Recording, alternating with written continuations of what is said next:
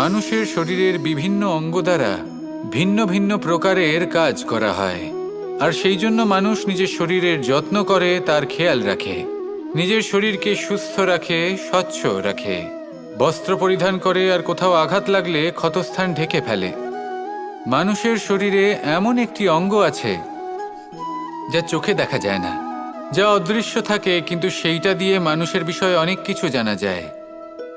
এবং মানুষের শরীরের সেই অঙ্গের নাম হল বাণী, আপনার ভাষা। আপনি যেভাবে কথা বলেন, যার সাথে কথা বলেন, আপনি যেভাবে শব্দ চয়ন করেন, তার দ্বারা আপনার বিষয়ে অনেক কিছু বোঝা যায়, আপনার ব্যক্তিত্বের বিষয়ে অনেক কিছু বোঝা যায়। সেই জন্য সবসময় কিছু বলার আগে একটু ভেবে নিন, নিজের কথার ওপর একটু নিয়ন্ত্রণ রাখুন। আমার কথা শুনুন, এই হৃদয়কে শুদ্ধ করে তুলুন। যদি এই হৃদয় শুদ্ধ থাকে, তাহলে সর্বদা মধুর বাণী নির্গত হবে, যা সবাইকে প্রফুল্ল করে তুলবে, আর তখন এই মন প্রসন্ন হয়ে বলবে, রাধা রাধা। ধন, সম্পদ, ঐশ্বর্য, মানুষ হয় নিজের সৌভাগ্যের দ্বারা এগুলো লাভ করে থাকেন বা কর্মের দ্বারা। সৌভাগ্য আসলে কি? গ্রহের দশা, যা প্রত্যেক মুহূর্তে বদলাতে থাকে। কর্মের মাধ্যমে যখন আপনি ধন অর্জন করেন, তখন সেই ধন আপনার আগামী প্রজন্ম লাভ করে। সেটা হয় সে ভোগ করে বা তার জন্য তার ভোগান্তি হয়। আর এটা নির্ভর করছে আপনার কর্মের ওপরে। কি কর্ম করেছেন আপনি সেই ধনকে লাভ করার জন্য? যদি আপনি সৎ পথে চলেন, নিষ্ঠা ভরে আপনি কর্ম করে থাকেন এবং তার ফলে আপনি ধন অর্জন করে থাকেন, তাহলে আপনার আগামী প্রজন্ম সেটা ভোগ করবে, সেটা প্রয়োগ করবে নিজের বিকাশের জন্য।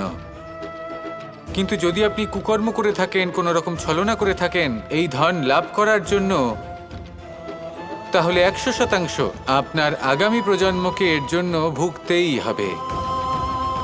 তাহলে আপনি কি চাইবেন?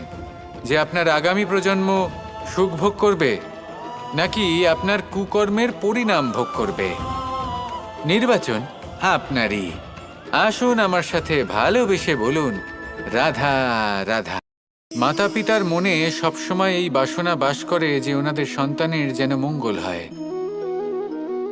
নিজের সন্তানকে সেই সব কিছু দেবার সবসময় চেষ্টা করতে থাকেন যেগুলো তারা নিজেরা নিজেদের জীবনে কখনো পেতে পারেননি।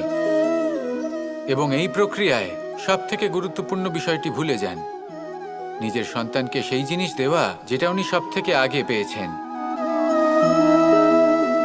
আমি ধনের কথা বলছি না, আমি বলতে চাইছি নিজের অভিজ্ঞতা দ্বারা ওনারা যে মানসিক স্থিতি লাভ করেছেন, ওনারা যে মর্যাদা লাভ করেছেন, যে শিক্ষা ওনারা লাভ করেছেন, সবার আগে নিজের সন্তানকে সেটা দেওয়া প্রয়োজন। সেটা যদি নিজের সন্তানকে দিতে পারেন, তাহলে এই সন্তান জীবনে তার পথে এগোতেও পারবে, ধন অর্জনও করতে পারবে এবং শক্তিশালী অনুভবও করতে পারবে। সেই জন্য সন্তানকে সবার আগে সেটা দান করুন যেটা সব থেকে বেশি মূল্যবান। সেটা দিন যেটা আপনি সবার আগে লাভ করেছেন।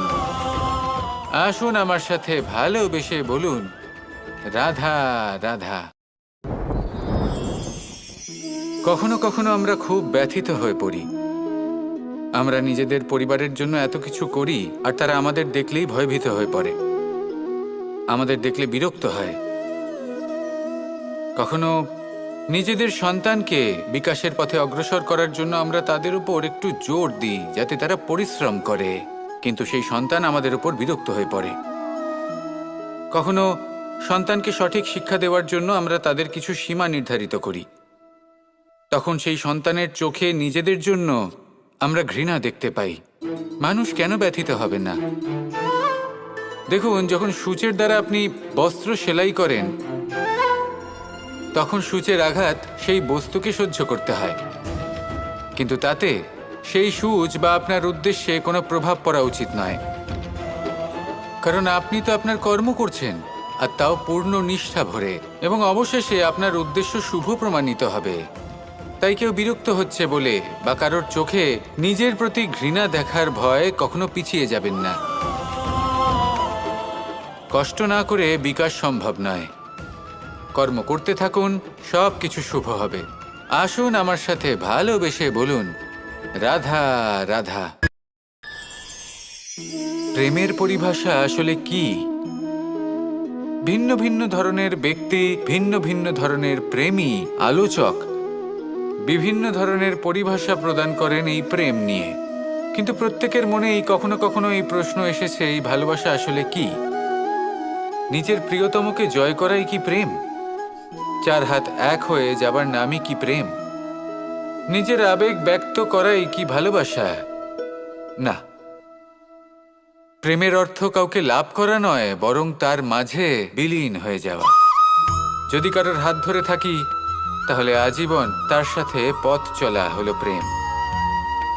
প্রেম শুধুমাত্র সেটা নয় যা প্রেমী আর প্রেমিকার কেশদামে মালা বেঁধে দেয়। মাতা পিতার জন্য দিনরাত পরিশ্রম করা, নিজের পরিবারের জন্য দিনরাত পরিশ্রম করা, সেটাও প্রেম। নিজের বন্ধুদের জন্য, আপনজনের জন্য সবকিছু উজাড় করে দেওয়ার নাম হলো ভালোবাসা। নিজের মাতৃভূমির জন্য সাহসের সাথে লড়াই করা এবং আনন্দে নিজের জীবন ত্যাগ করে দেওয়াও কিন্তু প্রেমের নামান্তর। সেই জন্য যারা বুদ্ধিমান ব্যক্তি, তারা কখনো প্রেমের পরিভাষা খুঁজতে চান না, কারণ তারা জানেন যে এই প্রেম কতটা বিশাল। তারা জানেন যে এই প্রেম হলো এক বিশাল সাগর, যাকে নিজের মুঠোয় ধরে রাখা যায় না। সেই জন্য এই প্রেমের সাগরে ডুবে যান এবং সকলকে ভালোবাসতে শিখুন। যদি সবাইকে ভালোবাসতে পারেন, তাহলে তাদেরও কল্যাণ হবে যারা আপনাকে ভালোবাসে, তাদেরও কল্যাণ হবে যাদেরকে আপনি ভালোবাসেন, আর আপনারও কল্যাণ হবে। আর তখন এই মন ভালোবেসে বলবে, রাধা রাধা। কখনো এই প্রশ্ন আসতে পারে যে ইমারত কেন নির্মাণ করা হয়, কেন উৎসব পালন করা হয়, কেন মানুষ নিজেদের জন্মদিন পালন করেন, কেন দোল, বিজয়া দশমী, রাখি, দীপাবলির মতো উৎসব পালন করা হয়? যদি এগুলো পালন না করা হয়, তাতে কি যায় আসে? যদি এই দোল উৎসব পালন না করা হয়, তাহলে কি এই সংসার ভুলে যাবে যে নারায়ণের প্রতি ভক্তির কারণে ভক্ত প্রহ্লাদকে অগ্নি স্পর্শও করতে পারেনি? যদি বিজয়া দশমী পালন না করা হয়, তাহলে কি এই সংসার ভুলে যাবে যে এই দিনে শ্রীরাম রাবণকে বধ করেছিলেন? যদি আমরা দীপাবলির এই উৎসব পালন না করি, তাহলে কি এই সংসার এটা ভুলে যাবে যে অযোধ্যাতে অমাবস্যার এমন এক রাত এসেছিল যে রাত্রে অযোধ্যা পূর্ণিমার থেকে বেশি উজ্জ্বল হয়ে উঠেছিল? যদি এই রাখি উৎসব পালন না করা হয়, তাহলে কি এই সংসারের ভাই এবং বোনেরা একে অপরের প্রতি ভালোবাসা কি সেটা ভুলে যাবেন? বিষয়টা ভুলে যাওয়ার নয়, বিষয়টা হলো মনে রাখার। যখন জীবনে আমরা কোনো একটা স্থানে পৌঁছই, উপলব্ধিগুলোর উৎসব পালন করি, যাতে সেই মুহূর্তে আমরা সকলের মধ্যে আনন্দ ছড়াই এবং মানুষ সেই মুহূর্তটা মনে রাখেন। এই স্মৃতিগুলোই মানুষের মধ্যে বিশ্বাসের জন্ম দেয়। এই বিশ্বাস যে আগামী যেদিন আসছে তাতে আরও আনন্দের সম্ভাবনা রয়েছে। ভালোবাসার এই উৎসব, ভালোবাসার এই পার্বণ, এটা মানুষের মনে বিশ্বাসের জন্ম দেয় যে প্রত্যেক যুগে কেউ না কেউ এসেছে এবং পরবর্তীতেও আসবে। তাহলে আসুন আমরা ডুবে যাই আমার লীলার এই প্রেম যাত্রায় এবং ভালোবাসার এমন একটা উৎসব পালন করা যাক যা এই সংসার যুগ যুগ পর্যন্ত মনে রাখবে। তাহলে আসুন আর আমার সাথে ভালোবেসে বলুন, রাধা রাধা। সমুদ্র মন্থনের সময় দুই ধরনের রত্ন লাভ করা হয়েছিল। প্রথম হলাহল, যার প্রভাব থেকে এই সমস্ত সংসারের জীবের প্রাণ বাঁচানোর জন্য মহাদেব তাকে নিজের কণ্ঠে ধারণ করে নিয়েছিলেন। আর দ্বিতীয় অমৃত, যেটা কিঞ্চিত পরিমাণ মাত্রায় পাওয়া গেছিল। কখনো কখনো জীবনে এমন কোনো বস্তু যা আপনি প্রয়োজনের থেকেও অনেক বেশি মাত্রায় ভোগের জন্য লাভ করে থাকেন, তা আপনার জন্য বিষ প্রমাণিত হতে পারে। যেমন জল, প্রয়োজনের থেকে অনেক বেশি মাত্রায় যদি এই জল আসে তাহলে আপনার প্রাণ কাটতে পারে। কিন্তু পরিশ্রমের পরে এক পাত্র শীতল জল দ্বারা আপনি যদি স্নান করে নেন, তাহলে তা আপনার শরীরের জন্য অমৃত হবে।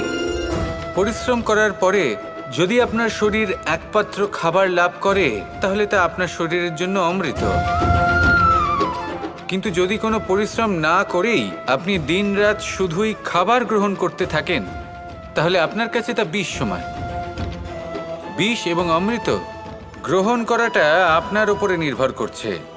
কোনো বস্তু আপনার পক্ষে বিষও হতে পারে, আবার অমৃতও হতে পারে। নির্ভর করছে যে আপনি সেটা কিভাবে ব্যবহার করছেন, কতটা মাত্রায় ব্যবহার করছেন। আসুন আমার সাথে ভালোবেসে বলুন, রাধা রাধা। প্রেম আড়াই অক্ষর, মাত্র আড়াই অক্ষরের এই শব্দ প্রেম, এর মধ্যে ত্রিলোকের এবং সমগ্র ব্রহ্মাণ্ডের বীজ নিহিত আছে। এমন কি আছে যা এই প্রেম করতে পারে না? যেখানে শক্তি এবং বিদ্যা প্রয়োগ করে আপনি কিছুই করতে পারবেন না, সেটাও প্রেম দ্বারা অর্জন করা সম্ভব। প্রেম চাইলে পাথরেও ফুল ফোটাতে পারে। প্রেম চাইলে ন্যাড়া পাহাড়ের বুক চিরে নদীপথ তৈরি করতে পারে। চাইলে নিরক্ষর ব্যক্তিকে সংসারের শ্রেষ্ঠ জ্ঞানী করে তুলতে পারে। শুধুমাত্র এই প্রেমের জন্য সবার দুষ্টু কানাই ঘনশ্যাম হয়ে উঠেছিল। শুধুমাত্র এই প্রেমের টানেই ত্রিলোকের স্বামী দ্বারকাধীশ নির্ধন সুদামার পদসেবাও করেছিলেন। এই প্রেম হলো সংসারের সবথেকে বড় শক্তি। এই সংসারের আধার হলো প্রেম। এমন কিচ্ছু নেই যা এই প্রেমের পক্ষে সম্ভব নয়। যেখানে বিদ্যা এবং শক্তি সাহায্য করতে পারে না, সেখানে এই প্রেম আপনাকে জয়ী করে দিতে পারে। তাহলে আসুন আর আমার সাথে ভালোবেসে বলুন, রাধা রাধা। এটা কোনো এক সময়ের কথা। একটি শেয়াল ভুলবশত একটি নগরীতে প্রবেশ করে এবং সে সেখানে হঠাৎ ধোপাদের পাড়ায় প্রবেশ করে। নীল রং গোলা জলে পড়ে যায়। কোনো ক্রমে পালিয়ে পালিয়ে আবার সে বনে ফিরে আসে। অন্য সব প্রাণীরা ওকে দেখে আর ভয়ভীত হয়ে পড়ে। তখন সেই শেয়াল ফন্দি এঁটে সবাইকে বলল যে, আমি হলাম দেবদূত আর তোমাদের সকলকে রক্ষা করতে এসেছি। সবাই ওর কথা মেনেও নিল। প্রত্যেক দিন ওকে ধনধান্য খাবার এইসব প্রদান করতে লাগলো। তারপরে এমন একটি রাত এলো যেদিন দূরে কোথাও কিছু শেয়ালের দল তাকে ডাকতে শুরু করলো। আর তখন এই শেয়াল নিজেকে আটকেই রাখতে পারল না। সেও ঠিক শেয়ালের মতোই ডাকতে শুরু করলো। সকলে সেটা শুনতেও পেলেন এবং সকলে এটা বুঝতেও পেরে গেলেন যে এ হলো একটা ভণ্ড। সেই জন্য জীবনে কখনো ছলনা করবেন না। তাকে আপনি যতই লুকোনোর চেষ্টা করুন না কেন, সেটা অবশ্যই একদিন সামনে চলে আসবে। আর তার থেকেও বড় শিক্ষা হলো এটা যে কারোর জীবনে সম্পত্তি, ধন ধান্য এসব চলে আসাতে তার বুদ্ধির বৃদ্ধি ঘটে না, তার ব্যবহার শুভ হয় না। এটা তখন হয় যখন সেই ব্যক্তি সেটা নিজে পেতে চায়, তার জন্য ভাবনা চিন্তা করে, কর্ম করতে থাকে। আর যখন একজন ব্যক্তি নিজের বুদ্ধি এবং ব্যবহার উন্নত এবং শ্রেষ্ঠ করে তুলতে পারেন, তখন তিনি নির্ধন হয়েও ধন অর্জন করতে পারেন। ঠিক পদ্মফুলের মতো। একটি পদ্মফুল কিন্তু জন্ম নেয় পাকের মধ্যে। তারপরেও এই পদ্মফুল দেবতাদের প্রসাধনের অঙ্গ হয়ে ওঠে। আসুন আর আমার সাথে ভালোবেসে বলুন, রাধা রাধা। জীবনে অনেক সময় আমরা এটা দেখে থাকি যে আগামী প্রজন্ম সেই কাজটি করে যেটা তার পূর্ববর্তী প্রজন্ম করে গেছেন। একটা উদাহরণ দিই। তাহলে দেখুন, একদিকে আছে মাতা পিতা যারা আজীবন সংঘর্ষ করেছেন ধন অর্জন করার জন্য। তারপর তারই সন্তান তার সাথে এই লড়াই করে তার থেকে সমস্ত সম্পত্তি ছিনিয়ে নিল। তারপরে যত সময় অতিবাহিত হয়, সেই সন্তানের সাথেও সেই একই ক্রিয়া ঘটতে থাকে। তার সন্তান তার সমস্ত সম্পত্তি ছিনিয়ে নেয়। তাহলে এমন কি সঞ্চয় করবেন যা পরবর্তী প্রজন্মকে দিয়ে যেতে পারেন, সেই বিষয়ে ভাবুন। ভেবে দেখুন, এই যে ধন সঞ্চয় আপনি করছেন, এর আসলে লাভ কি? অবশ্যই আবশ্যক, কিন্তু এটাই কি শুধু সবথেকে গুরুত্বপূর্ণ বিষয়, যেখানে আপনি জানেন যে আপনি এই সম্পত্তি ভোগ করতে পারবেন না? কারণ এই সমস্ত সম্পত্তি আপনাকে পরবর্তী প্রজন্মের হাতে সঁপে দিতে হবে। তাহলে ধন সঞ্চয় করুন, কিন্তু এমন একটা সম্পত্তি কেন সঞ্চয় করা উচিত নয় যার উপভোগও আপনি করতে পারবেন, পরবর্তী প্রজন্মকেও দিয়ে যেতে পারবেন, আর মতভেদও হবে না। এমন সম্পত্তি আছে, আর এই সম্পত্তি হলো প্রেম। যদি আপনার মনে কোনো কিছু সঞ্চয় করার বাসনা জেগে ওঠে, তাহলে প্রেম সঞ্চয় করুন। সেটা পরবর্তী প্রজন্মও পাবে এবং সেই প্রজন্ম ভবিষ্যতে ভালোবাসা ছড়াতে থাকবে। আর তখন এই মন সুপ্রসন্ন হয়ে বলবে, রাধা রাধা। সূর্য এই সংসারকে আলো প্রদান করে। সূর্যের মনে যদি নিজের তেজের জন্য অহংকার জন্ম নেয়, তখন তার অহংকার ভঙ্গ করে মেঘ। সূর্যের আলো পূর্ণরূপে ঢেকে দেয়। মেঘের মনে যদি নিজের গতি নিয়ে অহংবোধ জন্ম নেয়, তাহলে মেঘের অহংকার ভঙ্গ করে পর্বত, মেঘের গতি অবরুদ্ধ করে দেয়। এবার যদি পর্বত নিজের নিশ্চলতা নিয়ে অহংকার করে, তাহলে সেই অহংবোধ ভঙ্গ করে একটি মূষক, সেই বিশাল পর্বতে একটি ছিদ্র করে দেয়। এবার যদি মূষকের নিজের মনে অহংবোধ জন্ম নেয়, তাহলে জল তার অভিমান ভঙ্গ করে, সেই ছিদ্র দিয়ে প্রবেশ করে। আর যদি জলের মনে অহংবোধ জন্ম নেয়, তখন মানুষ বাঁধ নির্মাণ করে তার গতিপথ রুদ্ধ করে, জলের অহংকার ভঙ্গ করে। আর যদি মানুষের মনে অহংকার জন্ম নেয়, তখন সূর্য নিজের তাপ দ্বারা মানুষের অহংকার ভঙ্গ করে। এই সংসারে অহংকার প্রদর্শন করার কোনো প্রয়োজন নেই। আমাদের সবার মধ্যেই কিছু বিশেষ গুণ আছে, আর সবার মধ্যে কোনো না কোনো দোষও আছে। এই প্রকৃতি আমাদের কি শিক্ষা দেয়? কেউ একে অপরের সাথে লড়াই করে না, একে অপরের জন্য বাধা সৃষ্টি করে না, শুধু নিজের কর্ম করে। সূর্য নিজের প্রকাশ দ্বারা বনস্পতি এবং গাছপালাকে জন্ম দেয়। মেঘ বর্ষা সৃষ্টি করে লুপ্ত হয়ে যায়, আবার নির্মিত হয়। পর্বতের সেই নিশ্চলতা সেই বর্ষাকে একটা দিশা প্রদান করে, আর তারপরে তা ধারা হয়ে প্রবাহিত হয়ে যায়। এইসব কি? এইসব একটা সম্পর্ক, একটা চক্রের মতো। সবাই একসাথে নিজের কর্ম করে, তাই এই চক্র আবর্তিত হয়। এটা আমাদেরও করতে হবে, একসাথে মিলে কাজ করতে হবে। কারোর জন্য বাধা হয়ে উঠলে হবে না, কাউকে ছোট মনে করলে হবে না। এটাই করতে থাকুন, সবাই মিলেমিশে কর্ম করুন। প্রকৃতি আমাদের এই শিক্ষাই দেয়। আসুন আমার সাথে ভালোবেসে বলুন, রাধা রাধা। এই সংসার বলে যে কৃষ্ণ হলো মহাযোগী, কেউ বলে যে কৃষ্ণ হলো সাংখ্য যোগের প্রবর্তক, কেউ বলে ভক্তি যোগের, কেউ বলে জ্ঞান যোগের, কেউ কেউ এটা মনে করেন যে অষ্টাঙ্গ যোগের প্রভু হলাম আমি। কিন্তু এই যোগ আসলে কি? যোগ বিষয়টাকে বোঝা খুব একটা কঠিন নয়, কিন্তু সেই যোগকে নিজের যাপনের অংশ করে তোলা হলো অত্যন্ত কঠিন, আর তার জন্য প্রয়োজন অভ্যাস।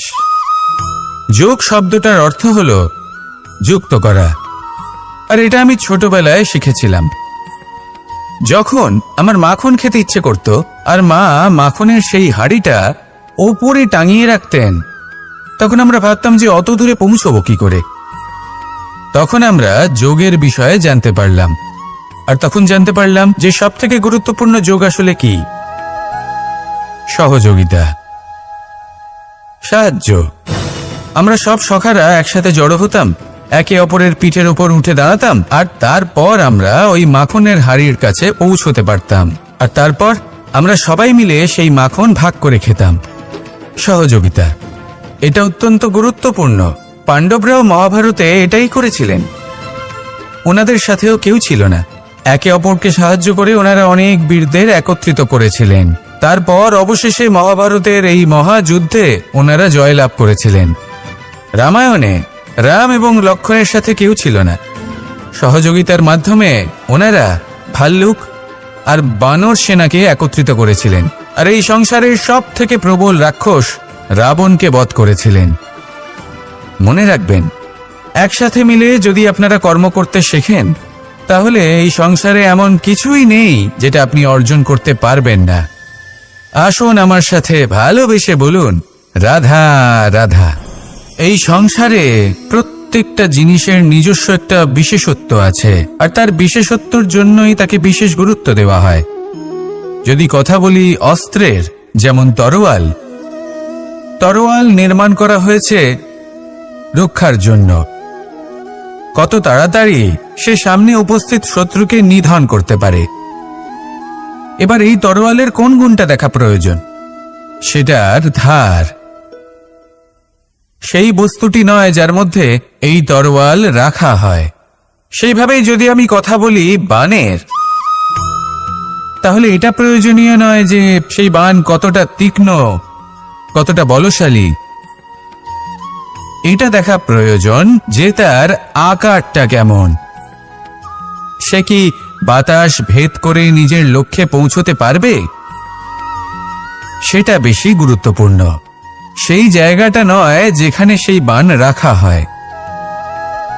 ঠিক সেইভাবেই যদি আপনি কোনো মানুষেরই মূল্য বুঝতে চান, তাকে পরখ করে দেখতে চান, তাহলে তার জাতি, তার ধর্ম, তার রূপ, তার আকার, সেগুলো দেখে তাকে পরখ করতে চেষ্টা করবেন না।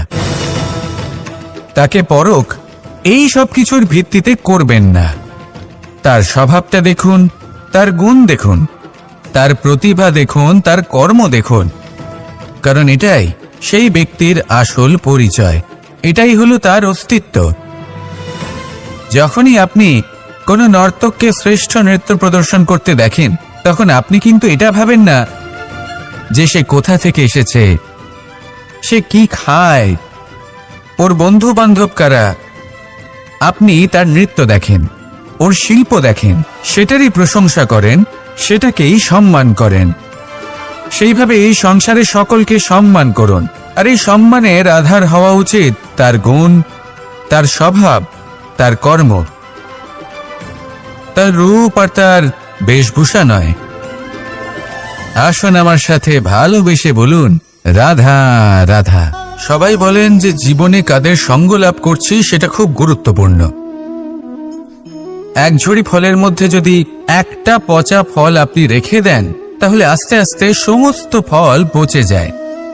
সেই জন্য কথায় আছে যে কুসঙ্গ থেকে দূরে থাকো। কিন্তু কি করা যায়? এই সংসার খুবই ছোট।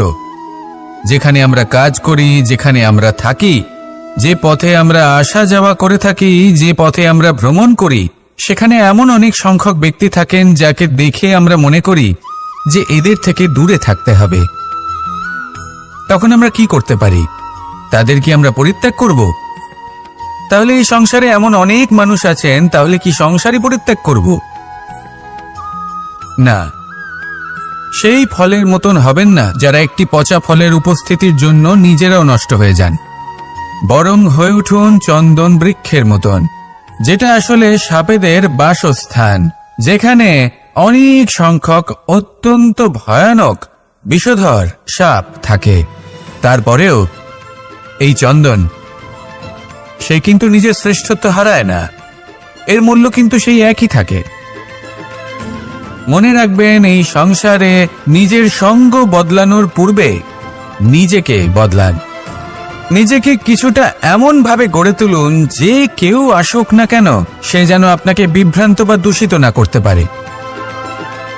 আসুন আমার সাথে ভালোবেসে বলুন, রাধা রাধা। নিজের নিজের অভিজ্ঞতাগুলো দেখে, তার পরিণাম দেখে প্রত্যেক মানুষের মনে একটা ধারণা জন্ম নেয়। প্রজন্মের পর প্রজন্ম যখন অগ্রসর হতে থাকে, এই ধারণাগুলোই কারণ হয়ে ওঠে যা মানুষের জীবনে তার শুভর, অশুভর, লাভের, ক্ষতির, এই সব কিছুর আধার হয়ে ওঠে।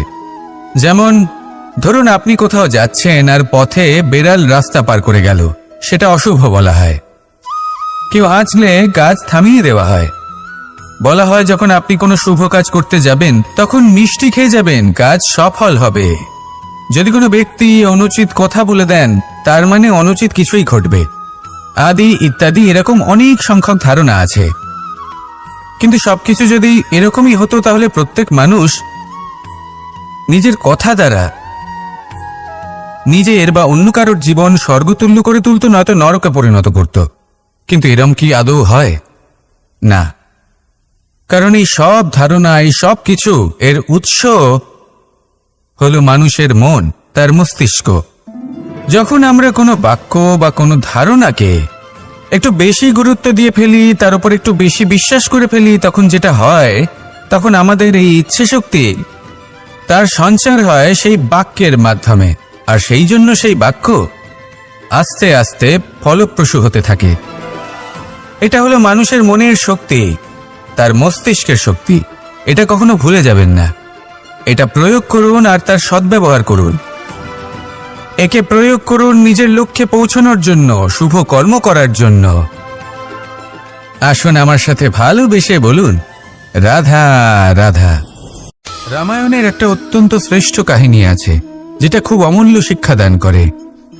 দশানন যখন ধরাশায়ী হলেন এবং মৃত্যুশয্যায় শুয়েছিলেন, ওনার শেষ নিঃশ্বাস ত্যাগের সময় শ্রীরাম লক্ষ্মণকে বললেন যে, হে লক্ষ্মণ, রাবণের কাছে যাও, ওখানে যাও, ওনার থেকে কিছু জ্ঞান অর্জন করে এসো।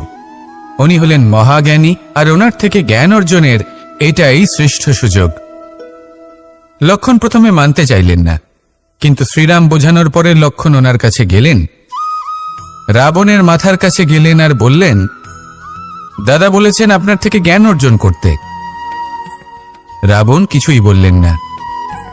লক্ষ্মণ বললেন, আপনি তো দেখছি খুব অহংকারী, মৃত্যুশয্যায় শুয়ে আছেন, শেষ নিঃশ্বাস ত্যাগ করতে চলেছেন, আর তাও এত অহংকার।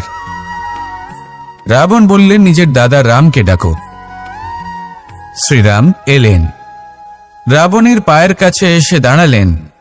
উনি নিজের হাত জোড় করলেন আর বললেন, হে মহাপণ্ডিত রাবণ, আপনি হলেন মহাজ্ঞানী, দয়া করে আমাদের কিছু জ্ঞান প্রদান করুন। রাবণ বিনম্র চিত্তে ওনার কথা শুনলেন, খুব বিনম্র চিত্তে ক্ষমা প্রার্থনাও করলেন, আর এই সংসার একটি অত্যন্ত শ্রেষ্ঠ জ্ঞান লাভ করল। এর দ্বারা আমরা ঠিক কি শিক্ষা লাভ করি? রাম এবং লক্ষ্মণ দুজনেই ছিলেন তেজস্বী, দুজনেই ছিলেন শ্রেষ্ঠ, ছিলেন বীর, ছিলেন বলবান। কিন্তু শ্রীরামকে মর্যাদা পুরুষোত্তম বলা হয়ে থাকে, কারণ উনি বীর ছিলেন, সাহসী ছিলেন। তার সাথে একটি অত্যন্ত গুরুত্বপূর্ণ গুণ ছিল, সেই গুণ হলো বিনম্রতা। এটা খুবই শ্রেষ্ঠ একটা গুণ। যদি কেউ আপনাকে কটু কথা শোনায়, তাহলে উত্তরটা আপনি বিনম্রভাবেও দিতে পারেন। এই বিনম্রতা এমন এক আবেগ যেটা দেখে মনে হবে কোমল, কিন্তু এটা ততটাই প্রবল অস্ত্র। এমন একটা অস্ত্র যা সকলকে নিরস্ত্র করে দিতে পারে। যদি আপনি সাহসী হন এবং বিনম্র হন, তাহলে আপনি বিজয়ী হবেন। যদি আপনি জ্ঞানী হন এবং বিনম্র হন, তাহলে আপনি অবশ্যই মহাজ্ঞানী হয়ে উঠবেন। তাই নিজের মনে বিনম্রতা ধরে রাখুন আর ভালোবেসে বলুন, রাধা রাধা। মানুষ জীবনে অনেক ধরনের সুখ লাভ করে, অর্থ সুখ, পরিবারের সুখ, বৈভবের সুখ। কিন্তু এমন একটা সুখ আছে যা বেশিরভাগ মানুষকে প্রভাবিত করে, কিন্তু সেই সুখ তাদের কোনো প্রয়োজনই নেই। সেটা হলো পরনিন্দা সুখ। অর্থাৎ এমন কোনো ব্যক্তিকে নিয়ে নিন্দা করা, তার প্রতি অনুচিত শব্দ প্রয়োগ করা, কারণ সেই ব্যক্তিকে আপনি পছন্দ করেন না। আর এমন অনেক মানুষ আছেন যারা এই কাজ করে খুব আনন্দ লাভ করেন, যেটা করা উচিত নয়। কারণ এতে আপনার সময়, আপনার ঊর্জা, আপনার নিজের অন্তরের ইতিবাচক শক্তি আপনি নষ্ট করে ফেলছেন। আর এই সব কিছুই আপনার প্রয়োজন আছে। যাদেরকে আপনার পছন্দ নয়, সেই ব্যক্তির বিষয়ে কথাই বলবেন না। সেই সব ব্যক্তির দিকে মনোনিবেশ করুন যাদের আপনি ভালোবাসেন। সেই সব কাজে মন দিন যেগুলো আপনার ভালো লাগে। সেই বস্তুর দিকে নজর দিন যেগুলো আপনার প্রিয়, নিজের লক্ষ্যের দিকে, এই সব কিছুর দিকে নয়। এমনটা করলে আপনার জীবনে আপনি সেই সব বস্তুর দিকে নজর দিতে পারবেন যারা প্রকৃত অর্থে আপনার জীবন আরো শ্রেষ্ঠ করে তোলে।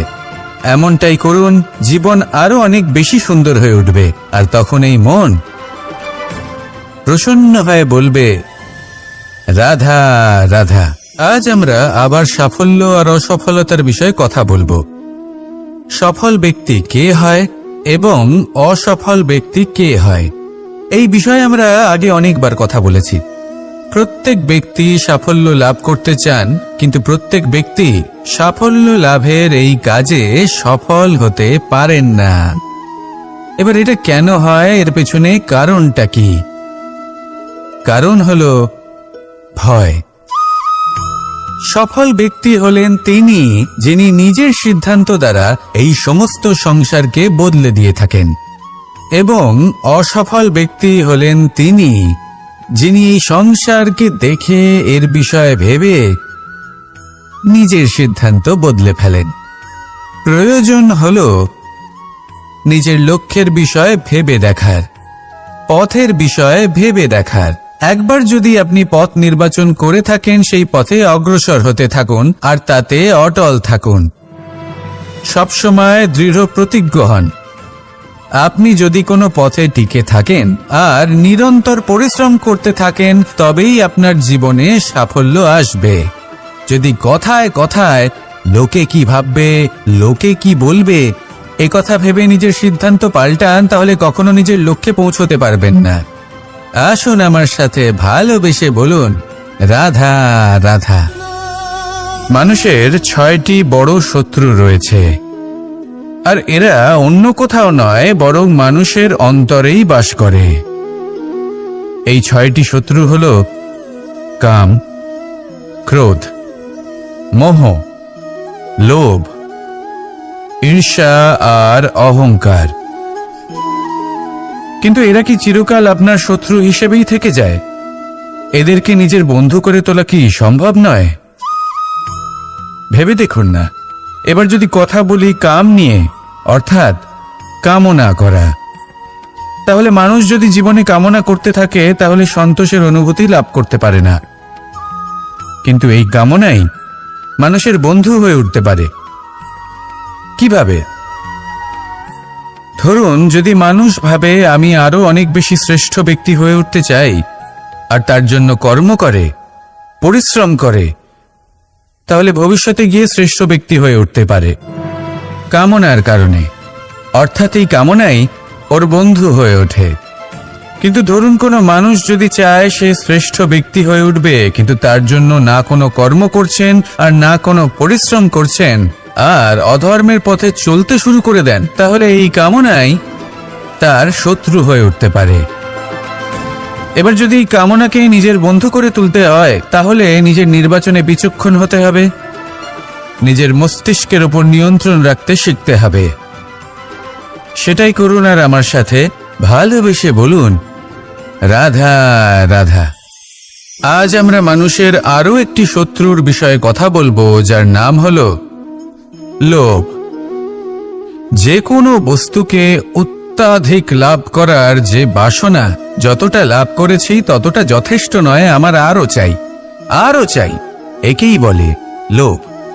এবার এই লোভ আপনার জীবনে শুভ না অশুভ, আপনার মিত্র নাকি আপনার শত্রু, সেটাও নির্ভর করছে আপনার ওপর। যেমন ধরুন, কোনো ব্যক্তির অসম্ভব ধনের লোভ, সে সেটা অর্জন করছে আর সেটা সংগ্রহ করছে, আর সেটা লাভ করার জন্য সে অনৈতিক কাজ করছে। যদি এই সব হতে থাকে, তাহলে লোভ কিন্তু আপনার পক্ষে অত্যন্ত ক্ষতিকারক। কিন্তু যদি সেই ব্যক্তি ধরুন ধন অর্জন করছেন, তার সাথে নীতিও পালন করছেন, আর সংগ্রহ করার পরে সেটা সংসারে ছড়িয়ে দিচ্ছেন, যদি এমনটা হয়, তাহলে এই লোভ আপনার বন্ধু হয়ে উঠতে পারে। যদি আপনার সৎসঙ্গ লাভ করার, সৎকর্ম করার লোভ থাকে, তাহলে আপনি কখনো একা থাকবেন না। যদি ভালোবাসা প্রদান করার লোভ থাকে, এই সংসারকে সাহায্য করার লোভ থাকে, তাহলে এই লোভ যা সংসারের শত্রু, সেটা কিন্তু আপনার সাথে পরমাত্মার মিলন ঘটাতে পারে। এবার এই লোভকে নিজের মিত্র করে তুলবেন নাকি শত্রু করে তুলবেন, সেই সিদ্ধান্ত আপনারই। আসুন আমার সাথে ভালোবেসে বলুন, রাধা রাধা। একটি সোনার মুদ্রা নিন, সেটা জলে ফেলে দিন, তারপর তুলে নিন, সেটা মাটিতে ফেলে দিন, আবার তুলে নিন, কাদায় ফেলে দিন, আবার তুলে নিয়ে হাতুড়ি দিয়ে তার উপর প্রহার করুন। তারপরেও সেই সোনার মুদ্রার মূল্য সেটাই থাকে যা আগে ছিল, তাই না? এটা হলো উদাহরণ সংসারের সেই প্রত্যেকটা জীবের জন্য, প্রত্যেকটা মানুষের জন্য। কখনো কখনো জীবনে সাফল্যের বদলে আমরা বিফলতা পাই। যতটা আশা করেছিলাম ততটা শ্রেষ্ঠ কর্ম করতে পারি না। কখনো বা আমরা ভুল করে ফেলি, কখনো আমরা অনুচিত কর্ম করে ফেলি, কখনো সংসার আমাদের বুঝতে পারে না। তার পরিণামস্বরূপ এই সংসার আমাদের নিন্দা করে, আমাদের উপেক্ষা করে, আমাদের বিষয়ে কটু কথা বলে, কখনো সামনাসামনি বা কখনো পেছনে। সংসার এমন একটা আচরণ করে যেন আমাদের সাথে কথা বলাটাই একটা বিশাল অপরাধ। এবার সেক্ষেত্রে কি করা উচিত? মনকে শান্ত করা উচিত। বেশিরভাগ ক্ষেত্রেই এমন সময় মানুষ এটা ভেবে বসে যে তার জীবনের কোনো মূল্যই নেই। তার মনে হয় যে সে এই সংসারে শুধু একটা বোঝার সমান। সে নিজেকে ঘৃণা করতে থাকে। ওর মনে হয় যে তার জীবন শূন্য। কিন্তু তা নয়। আপনি সোনার মুদ্রার মতো। যদি আপনার মধ্যে সেই গুণ থাকে, আপনি শ্রেষ্ঠ কর্ম করেন, আপনার মধ্যে সেই বিদ্যা থাকে, আপনি নিরন্তর প্রয়াস করেন, সৎকর্মের পথে এগোতে থাকেন, তাহলে আপনার নিজের যে মূল্য তৈরি হয় সেটা কোনো পরিস্থিতিতে কোনো ব্যক্তি আপনার থেকে কেড়ে নিতে পারবে না। শুধু নিজে ভেঙে পড়বেন না। এটা ভাবুন, যে সম্মান আপনি হারিয়েছেন সেটা আপনি কিভাবে ফিরে পেতে পারেন, তার জন্য কি করতে হবে। যে ধন আপনি হারিয়েছেন সেটা পেতে হবে কিভাবে, তার জন্য কি কি করতে হবে। শান্ত মনে সবটা ভেবে দেখুন, সিদ্ধান্ত নিন এবং অগ্রসর হন। আপনি এই সংসারের কাছে তেমনই হয়ে উঠবেন যেমন আপনার কর্ম হবে। যদি তা শ্রেষ্ঠ হয়, সবাই তাই ভাববে। আসুন আমার সাথে ভালোবেসে বলুন, রাধা রাধা। মানুষের শরীরের বিভিন্ন অঙ্গ দ্বারা ভিন্ন ভিন্ন প্রকারের কাজ করা হয়, আর সেই জন্য মানুষ নিজের শরীরের যত্ন করে, তার খেয়াল রাখে, নিজের শরীরকে সুস্থ রাখে, স্বচ্ছ রাখে, বস্ত্র পরিধান করে, আর কোথাও আঘাত লাগলে ক্ষতস্থান ঢেকে ফেলে। মানুষের শরীরে এমন একটি অঙ্গ আছে যা চোখে দেখা যায় না, যা অদৃশ্য থাকে, কিন্তু সেইটা দিয়ে মানুষের বিষয়ে অনেক কিছু জানা যায়। এবং মানুষের শরীরের সেই অঙ্গের নাম হল বাণী, আপনার ভাষা। আপনি যেভাবে কথা বলেন, যার সাথে কথা বলেন, আপনি যেভাবে শব্দ চয়ন করেন, তার দ্বারা আপনার বিষয়ে অনেক কিছু বোঝা যায়, আপনার ব্যক্তিত্বের বিষয়ে অনেক কিছু বোঝা যায়। সেই জন্য সবসময় কিছু বলার আগে একটু ভেবে নিন, নিজের কথার ওপর একটু নিয়ন্ত্রণ রাখুন। আমার কথা শুনুন, এই হৃদয়কে শুদ্ধ করে তুলুন। যদি এই হৃদয় শুদ্ধ থাকে, তাহলে সর্বদা মধুর বাণী নির্গত হবে, যা সবাইকে প্রফুল্ল করে তুলবে, আর তখন এই মন প্রসন্ন হয়ে বলবে, রাধা রাধা। ধন, সম্পদ, ঐশ্বর্য, মানুষ হয় নিজের সৌভাগ্যের দ্বারা এগুলো লাভ করে থাকেন বা কর্মের দ্বারা। সৌভাগ্য আসলে কি? গ্রহের দশা, যা প্রত্যেক মুহূর্তে বদলাতে থাকে। কর্মের মাধ্যমে যখন আপনি ধন অর্জন করেন, তখন সেই ধন আপনার আগামী প্রজন্ম লাভ করে। সেটা হয় সে ভোগ করে বা তার জন্য তার ভোগান্তি হয়। আর এটা নির্ভর করছে আপনার কর্মের ওপরে। কি কর্ম করেছেন আপনি সেই ধনকে লাভ করার জন্য। যদি আপনি সৎ পথে চলেন, নিষ্ঠা ভরে আপনি কর্ম করে থাকেন এবং তার ফলে আপনি ধন অর্জন করে থাকেন, তাহলে আপনার আগামী প্রজন্ম সেটা ভোগ করবে, সেটা প্রয়োগ করবে নিজের বিকাশের জন্য। কিন্তু যদি আপনি কুকর্ম করে থাকেন, কোনো রকম ছলনা করে থাকেন এই ধন লাভ করার জন্য, তাহলে 100% আপনার আগামী প্রজন্মকে এর জন্য ভুগতেই হবে। তাহলে আপনি কি চাইবেন? যে আপনার আগামী প্রজন্ম সুখ ভোগ করবে, নাকি আপনার কুকর্মের পরিণাম ভোগ করবে? নির্বাচন আপনারই। আসুন আমার সাথে ভালোবেসে বলুন, রাধা রাধা। মাতা পিতার মনে সবসময় এই বাসনা বাস করে যে ওনাদের সন্তানের যেন মঙ্গল হয়। নিজের সন্তানকে সেই সবকিছু দেবার সবসময় চেষ্টা করতে থাকেন যেগুলো তারা নিজেরা নিজেদের জীবনে কখনো পেতে পারেননি। এবং এই প্রক্রিয়ায় সবথেকে গুরুত্বপূর্ণ বিষয়টি ভুলে যান। নিজের সন্তানকে সেই জিনিস দেওয়া যেটা উনি সব থেকে আগে পেয়েছেন। আমি ধনের কথা বলছি না, আমি বলতে চাইছি নিজের অভিজ্ঞতা দ্বারা ওনারা যে মানসিক স্থিতি লাভ করেছেন, ওনারা যে মর্যাদা লাভ করেছেন, যে শিক্ষা ওনারা লাভ করেছেন, সবার আগে নিজের সন্তানকে সেটা দেওয়া প্রয়োজন। সেটা যদি নিজের সন্তানকে দিতে পারেন, তাহলে এই সন্তান জীবনে তার পথে এগোতেও পারবে, ধন অর্জনও করতে পারবে এবং শক্তিশালী অনুভবও করতে পারবে। সেই জন্য সন্তানকে সবার আগে সেটা দান করুন যেটা সব থেকে বেশি মূল্যবান। সেটা দিন যেটা আপনি সবার আগে লাভ করেছেন। আসুন আমার সাথে ভালোবেসে বলুন, রাধা রাধা।